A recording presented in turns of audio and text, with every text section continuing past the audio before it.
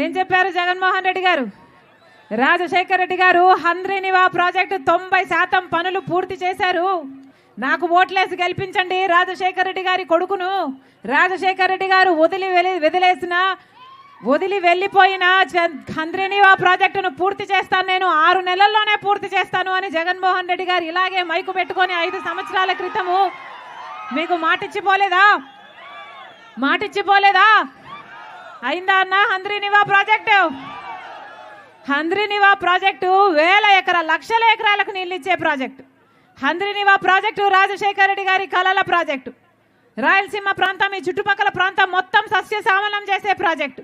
అలాంటిది రాజశేఖర రెడ్డి గారు, మీ రఘువీరారెడ్డి అంకుల్ గారు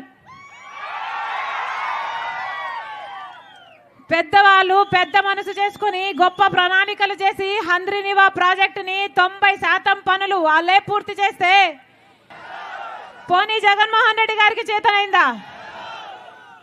6 నెలల్లో హంద్రీనివా ప్రాజెక్టు పూర్తి చేస్తానని చెప్పి కూడా జగన్మోహన్ రెడ్డి గారి పూర్తి చేయలేదు అంటే మరి రాజశేఖర రెడ్డి గారి ఆశయాలను నిలబెడుతున్నవాడు జగన్మోహన్ రెడ్డి గారు అని ఎలా అనుకోవాలన్నా? 127 వాటర్ ట్యాంకులు నింపుతారని చెప్పలేదా జగన్మోహన్ రెడ్డి గారు? రిజర్వాయర్లు కడతారని చెప్పలేదా జగన్మోహన్ రెడ్డి గారు? ఎన్ని చెప్పాడు? ఇలాగే మైకు పట్టుకొని 5 సంవత్సరాల క్రితము ఎన్నికల కోసము మీకు ఓట్లేయమని అడగడానికి వచ్చారు. ఏం చెప్పారు? ఇక్కడ బిడ్డలంతా వలసపోతున్నారు, ఇక్కడ ఒక ఇండస్ట్రియల్ కారిడార్ ఏర్పాటు చేస్తామని చెప్పలేదా రాజశేఖర రెడ్డి గారు? అప్పటి ముఖ్యమంత్రి రఘువీరారెడ్డి గారు, అప్పటికి అగ్రికల్చర్ మినిస్టర్, వీళ్ళందరూ కలిసి ఇక్కడ 1600 ఎకరాలు అనుకుంటా, అంతేనా? 1600 ఎకరాలు సేకరించారు ఒక ఇండస్ట్రియల్ కారిడార్ కోసం. ఇక్కడ బిడ్డలు వలసల పోకూడదు అని. ఏమైంది? వాళ్ళుంటే ఎప్పుడో పూర్తయ్యేది కదా.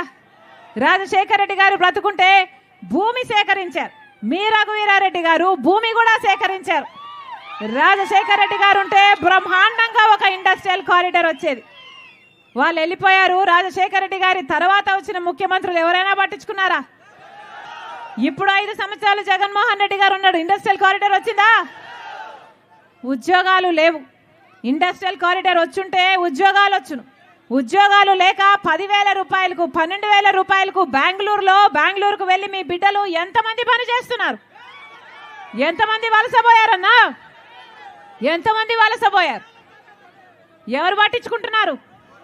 మీ బిడ్డలకు ఉద్యోగాలు ఉన్నాయా లేదా? మీకు సాగునీరు వస్తుందా లేదా? ఎవడైనా అడిగాడా? కనీసం సాగునీరు కాదు కదా, కనీసం తాగడానికైనా మంచినీళ్ళుందా? మంచినీళ్ళైనా ఇస్తుందా జగన్ రెడ్డి ప్రభుత్వం? మరి ఎందుకు ఓట్లేసినట్టు? వీళ్ళని ఎందుకు గెలిపించినట్టు? వీళ్ళకి ఎందుకు అధికారం ఇచ్చినట్టు? వీళ్ళ రాజశేఖర రెడ్డి గారి ఆశయాలను నిలబెట్టేది?